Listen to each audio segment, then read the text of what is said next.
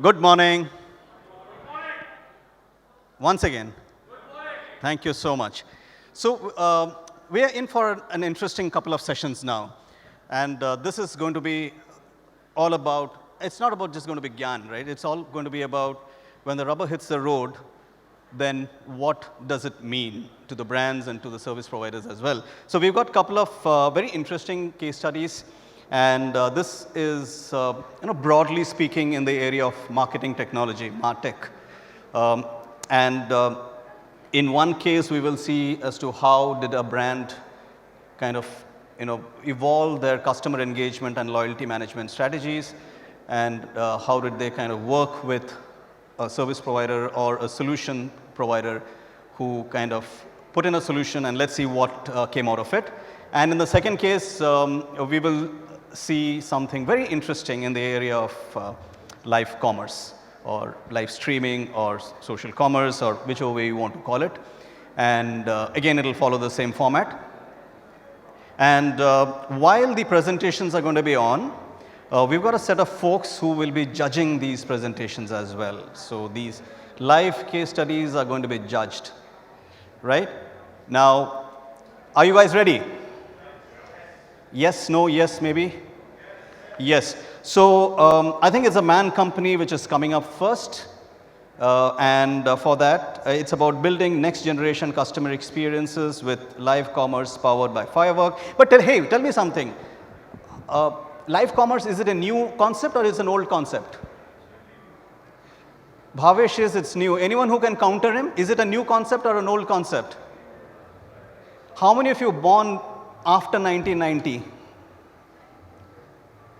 How many of you born after 1990? Hands up, please. Come on, guys. Don't lie. I'm not asking you the real age. After 1990, that's it. 1970s?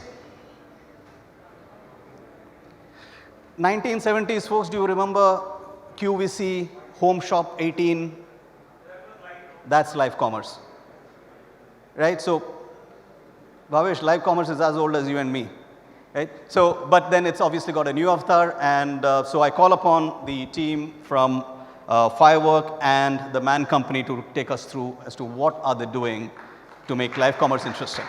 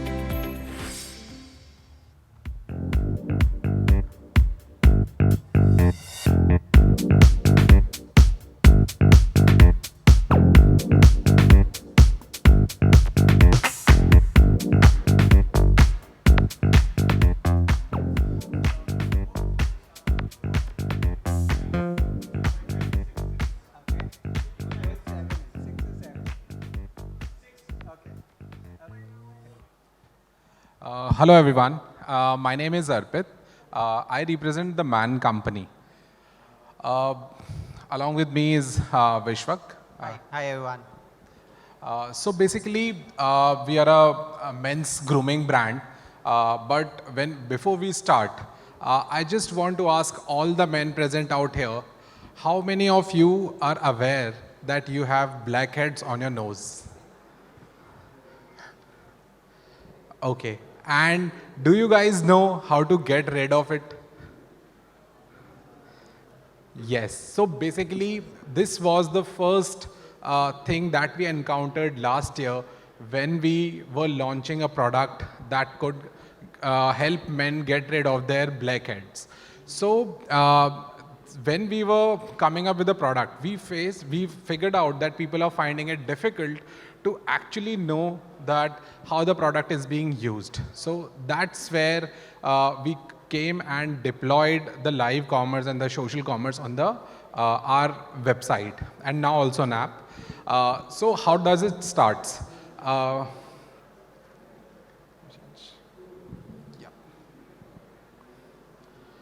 Yes, so everyone on all the platforms, we are moving towards consuming the content to the great extent. Today, 200 million viewers are watching the short video content, and that number has to go up to 600 million in the years to come.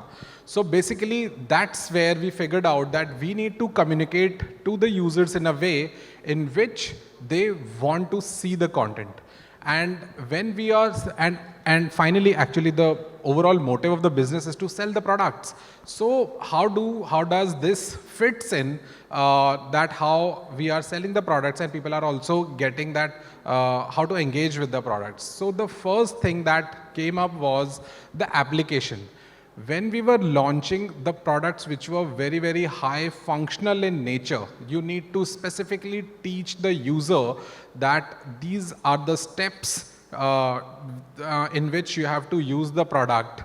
So you have to either, you can use steps written in a very normal way, very static, very boring, where users see step 1, dry your nose, step 2, wet the nose strip, step 3, paste it like this.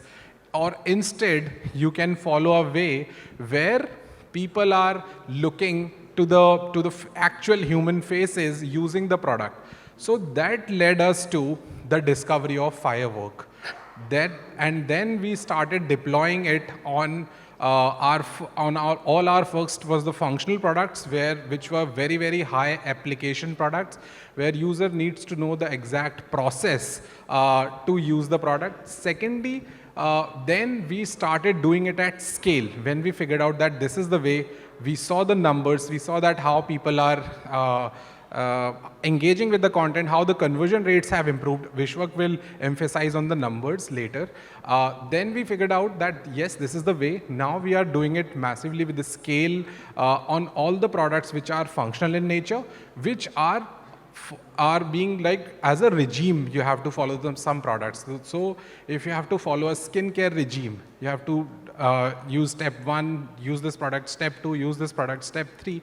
So all this information is now being communicated through visual videos on the platform, on the website, where users are actually seeing that how the people are using that products, and the results we'll just show it to you. Over to you, Vishwak.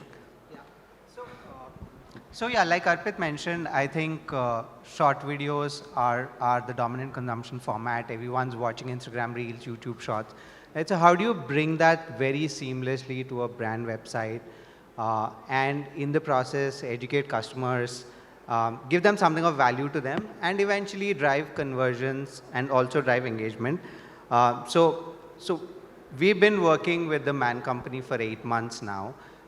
And what started as a limited deployment on homepage with short videos is now like a deployment across many parts of the site where you can see short, snappy, product-driven videos on many pages, and that's driving some seriously, good numbers. And these are the numbers. So this is not just vanity. This is not just video for the sake of video. We are seeing some seriously strong business metrics driven with the deployment of shoppable videos on site. So if you look at the numbers, short videos, as far as our benchmarks go, are driving 2x conversion rate of site average. In the case of Man Company, the number is 2.7x. So they're actually, all their efforts and content are paying off, and they're seeing much better conversions than others in the industry. The other telling statistic is anybody watching video is spending 4 times the amount of time as an average user, right? So if average user is spending X, people watching videos on the site are spending 4X. This has also led to increase in the number of pages visited. This is also, I mean, if you look at the seconds themselves, it's 10 seconds up from 51 seconds, which is the average time spent. And then there are, the metric that is not up here is bounce rate. So we've also seen a consistent month-on-month reduction in bounce rates over the last 6 months. In fact, as and when the placements have moved further and further up, the bounce rates have increased further in the last 1 month. So what I'm trying to say is that, like Siju mentioned, this is when the rubber hits the road, right? You're spending all of that time, effort, money creating great content, which is currently sitting on your Instagram Reels or perhaps YouTube Shorts. How about getting all of that back on your brand website?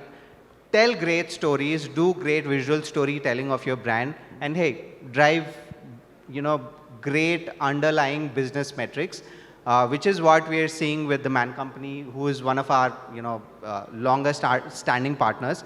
They've been working with us for almost 10 months now, and this is the result of the joint efforts in them creating absolutely wonderful content and us really working hard to ensure that the tech is scalable across their site and drives serious metrics for them. Yeah, I think what's next for the Man Company is to obviously, further, increase conversion, see what kind of content can really further up the metrics, move into more long-form storytelling around live commerce, and also extend that to your social media channels. Bring in, influencers and get them to actually give them a tool to create content on your website. These are all the initiatives that are, lined up, and we only expect that video commerce will deliver further, better numbers and analytics for the Man Company. Happy to take questions. I think we've tried to stick to this 6 minutes that were given, so thank you. So any questions? I'd love to have shown you the website, but apparently we have some Wi-Fi issues. So if it can still be done, then great. Hi, you mentioned that these videos are on the website, and you spoke about the conversion rate and the time spent by people who had seen the videos. Could you just tell me what percentage of people or visitors saw the videos? Because that would put things in context in terms of, because those metrics are, and the second thing is you spoke of the bounce rate. So bounce rate would be, because the event would be fired by the video playing, do the videos play automatically, so that would bring down the bounce rate anyway? No, okay. As an event. Yeah. So basically, I'll take that question. So I'll answer the first question first. When you asked about the percentage of the users, so there is almost 15% of the users who are getting on those pages where the shoppable videos are there, and for those pages, the conversion rate is, on those pages, the 15% of the traffic is consuming the content, and there the conversion rate is 2.5x higher. Coming about the second question about the bounce rate, so basically the bounce rate which is coming down is for the pages where the Firework, the shoppable videos are implemented.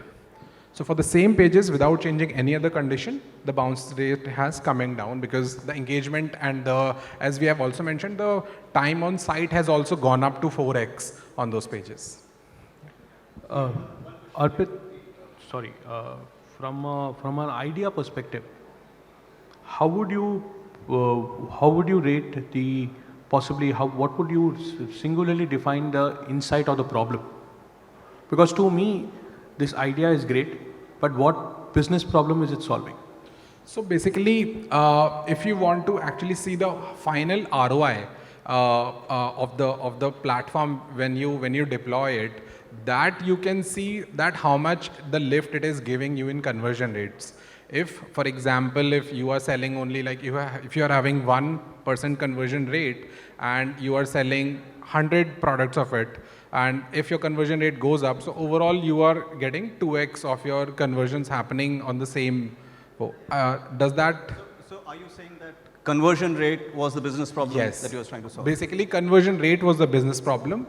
The business problem also was about the educating the user about your product. So that was the first thing when we were figuring out that how to deploy the video content on the website from which user can engage. So that was the what did you do to bring the user to the website? See, I'm just possibly I'm asking you too many questions because I want to understand the idea better. So basically, users are coming from all the channels as they were. No interventions have been done for bringing in the users. Why was this video only on social media was not solving that business problem of making the user understand what is the product all about? So basically, see, we are acquiring the users through like multiple channels. Users are coming organically. They are coming from performance marketing. They are coming from our affiliates. So the user is able to see the product then and there. But when we has to take the final decision to buy that product, then they need to understand that how I am going to use this product. Where does it fit in my lifestyle, in my day-to-day lifestyle? Where does it fit? And the video, audio-visual content is the best way to educate the user that actually you have to use the product like this. Instead, you are writing that down in the bullet points or through images. So that was like an addition to that. Okay, thank you so much, Arpit and Vishwak. Appreciate your inputs. And now let me call upon the SSIPL team and the team from Zeno, wherein they're going to talk about 360-degree customer experience enhancement. So let's hear from them in terms of what prompted SSIPL to seek a solution and how did Zeno deliver it. A round of applause for this team from the Man Company and Firework, please. Thank you so much.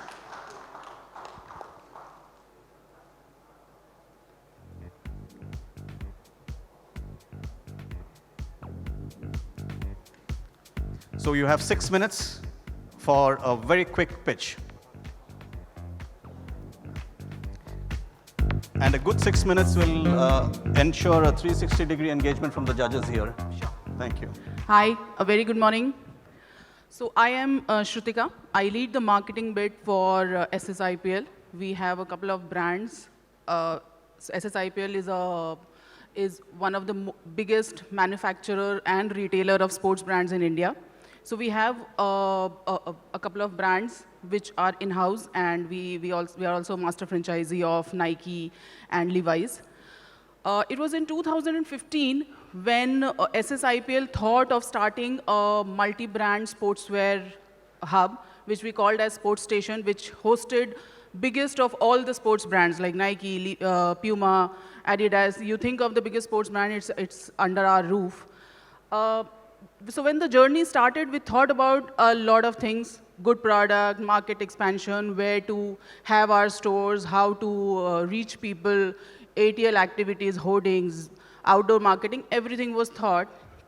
But it was when COVID hit the world and everybody was shut in their homes and stores were closed, there was no offline retail happening, we started thinking about an e-com platform to come up with. So it was then in COVID times, we started our e-commerce platform, which was sportstation.in. And then the first problem that we faced is how to nudge people, whom to ask or, get into people's minds to come to and shop.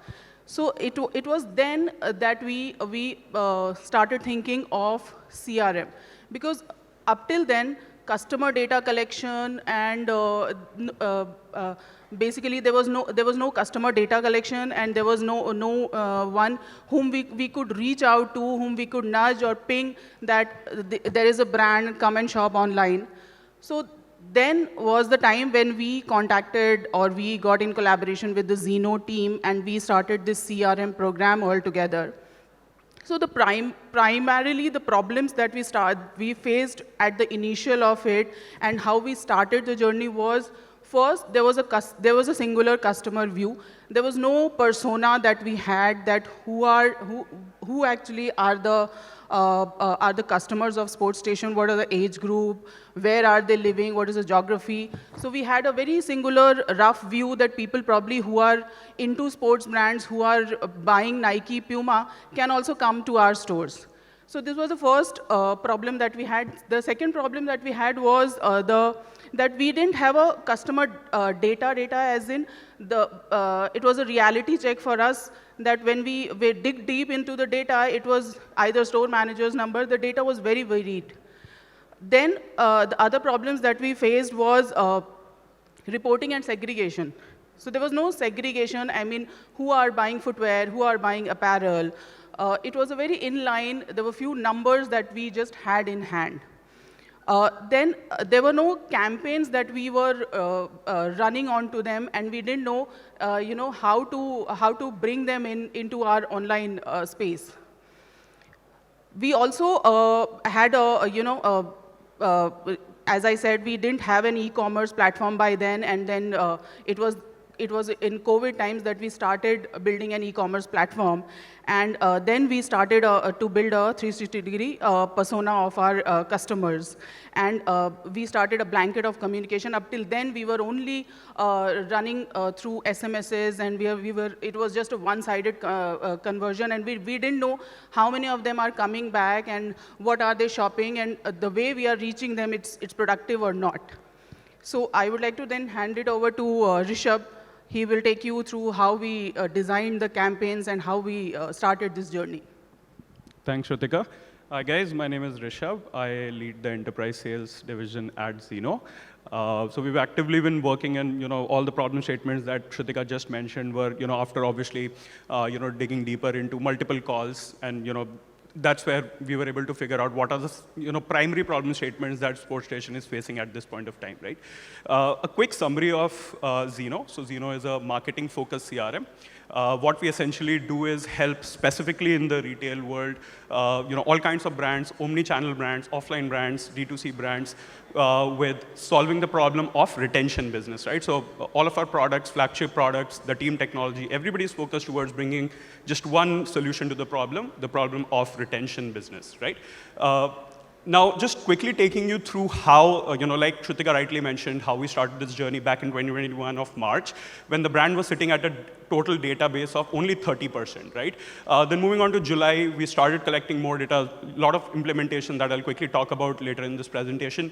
Your data collection improved to about 50%. August 21, we start with level 1 personalization, which is mostly about location, store name, and that kind of segmentation, to then moving on to November 21, where we implemented e-receipts as an initiative. This was more about data collection and how the pitch at the outlet changed from, sir, can I get your phone number, to, the brand is going green, and, if you could share your phone number, we can give you an e-receipt, or, that you can later utilize, for probably a warranty or anything like that, right? So just because the pitch changed, data collection numbers started soaring, and, by the end of, we almost hit year, recently, and, from that point, 30% data collection, we've reached a healthy 70+% data collection at this point, right?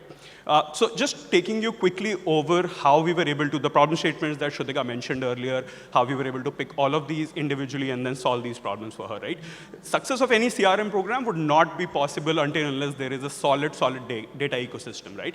So the first problem to solve, which is actually not a gambit of the CRM ecosystem, right? I mean, data is obviously important, but that's not the solution that the software needs to solve for.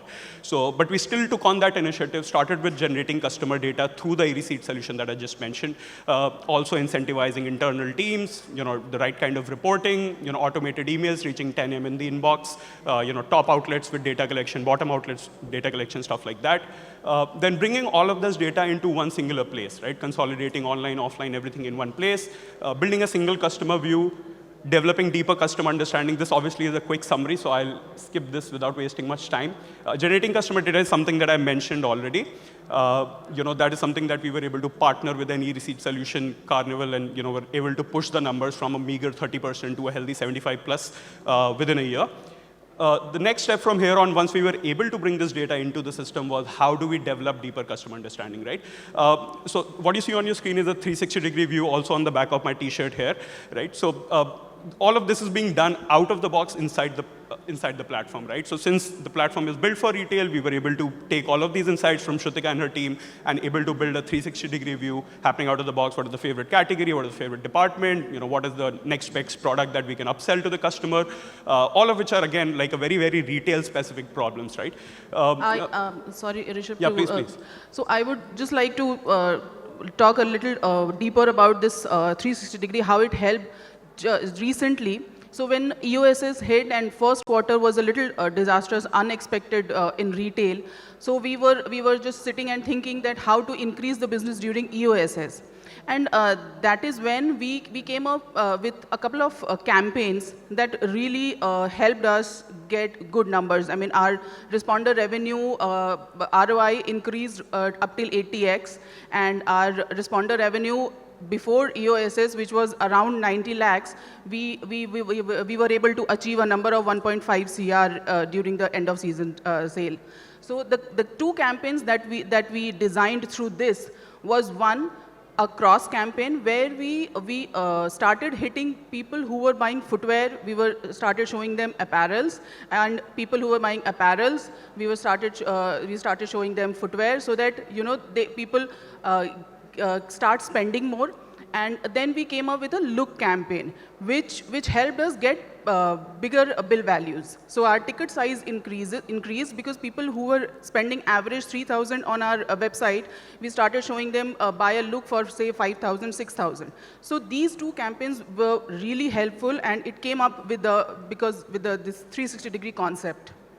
Sure. So I'm aware we're running out of time, so I'm just going to wrap this up within a minute and 30 seconds.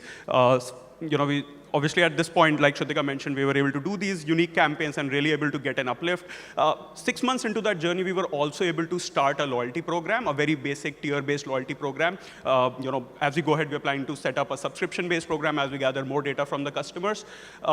Customer experience through relevant communication, right? So all of the communication happening to customers for SportStation is now personalized, probably with their name, with the store name, with the city location, wherever they're placing an order from. 20 different metrics that we can personalize it through the platform.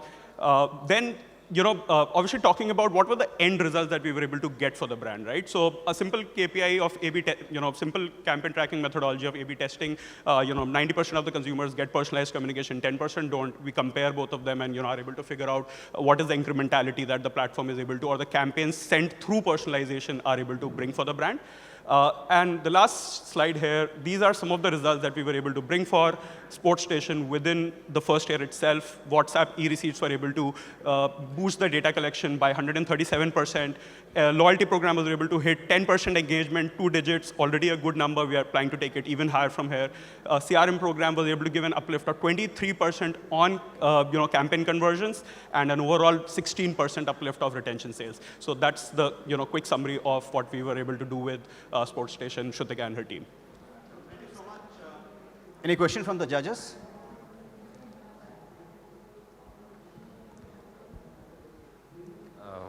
So what was the investment prior to these guys taking over? And as I said, there wasn't any CRM. As I said, there wasn't any CRM program before that. It was only during COVID, when people were locked at home, we started thinking on our e-commerce platform. And then at that time, we didn't know, because the customer data was equivalent to no data. Correct. So then we started thinking on the lines of e-commerce and CRM and loyalty. And that is what carves us way ahead also, because now when we have got the basic structure there, now we are thinking to keep our closer ones closer, and we are thinking on the lines of subscription, loyalty, and we are starting very soon. We are going to start our customer journey, where will hold the customers for at least 70 days from the day he shops. So there'll be a constant SMS or a nudge that will go to the customers every 15 days that come and so that it increases our repeat customers. correct. And what are you planning to do for the new customers? How do you try and acquire new customers? I didn't get you. How? A customer that first is offline database, and we are also acquiring new customers through social media, organic, and performance marketing.